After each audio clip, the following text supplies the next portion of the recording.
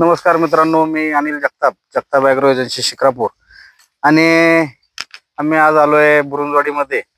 आणि हे अमित शेठ अशोक टेमगिरे यांच्या उसाच्या प्लॉटवरती आलोय.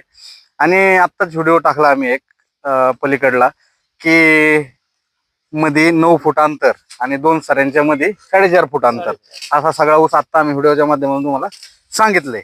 पण आता दयानंदजींनी यांनी काय केलंय, आता इकडे 2च सऱ्या अशा लावल्यात की एक एक सरी आणि मध्ये अंतर 9 फूट, बरोबर ना प्रमुखराव? आणि मग परत 9 फूट अंतर सोडून एक सरी, या 2च सऱ्या अशा लावल्यात. पण त्याचा फायदा सांगतो तुम्हाला काय आलाय. आता आपण फुटव्याचं अंतर बघू शकता. एका डोळ्याला किती फुटवे साहेब? आता हे 14 ते 15 फूट फुटवे म्हणजे ऊस आहे. तुम्ही पाहू शकता एका डोळ्याला आहे बरं काय. आता मोजू शकता आपण 1 2 3 4 5 6 7 8 9 10 11 12 13 14 15 16 17 18, म्हणजे एका फुटव्याला एका डोळ्याला एवढे फुटवे. म्हणजे याचा फायदा काय आहे की तुमचं जेवढं खाली नाही का प्रकाश संश्लेषण, जेवढं म्हणजे ऊन वगैरे जास्त मुळाला जाईल, तर वजन वगैरे चांगलं देते आणि काम करायला सुद्धा, मेहनत करायला चांगलं आहे.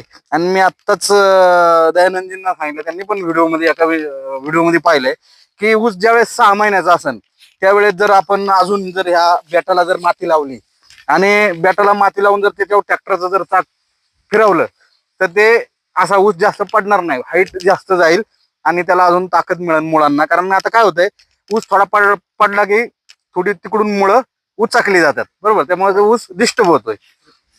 तर त्याच्यामुळं काय करायचंय की ज्यावेळेस पुढील तुम्ही आता ह्या पद्धतीने करणार आहे 9 फूट अंतर ठेवून, त्यावेळेस काय करायचंय, त्यावेळेस जेवढी बॅटाला माती लावता येईल तेवढी लावायची. म्हणजे काय होईल की मुळं वगैरे उघडी पडणार नाही आणि त्याला चांगली ताकद मिळेल आणि जास्त ऊस पडणार नाही.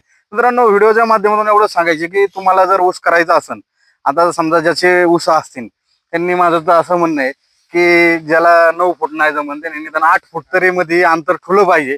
कारण ते आता बेनिफिट आता आम्ही आल्यानंतरच कळतोय की फवारणीला किंवा मशागत करायला, पाणी धरायला आणि ऊसाची क्वालिटी, वजन, लांबी सगळ्या बाबतीत एक नंबर आहे.